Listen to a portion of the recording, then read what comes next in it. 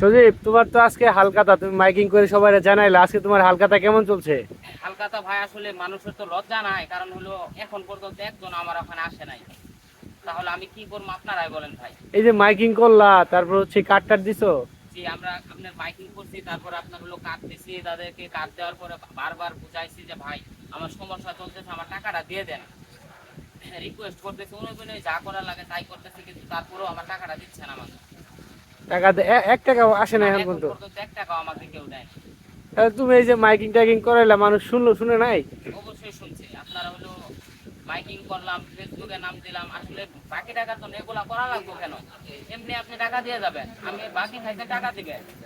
এখন আপনার যদি আমার অন্য কিছু করে টাকা নেওয়া লাগে, এটা কি হলো ভাই?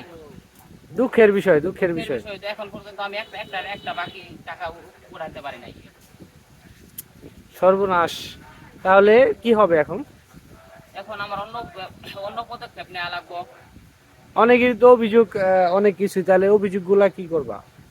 অভিযোগ এখন মানুষ বলতেই পারে, এখন আমার টাকা তোলার জন্য যদি যা করা লাগে আমার তাই করা লাগবে, কারণ আমার টাকা তুলতেই হবে, কারণ না তুললে আমি আমার লাইফ নষ্ট হয়ে যাবে, আমার ব্যবসা চালাতে পারবো না।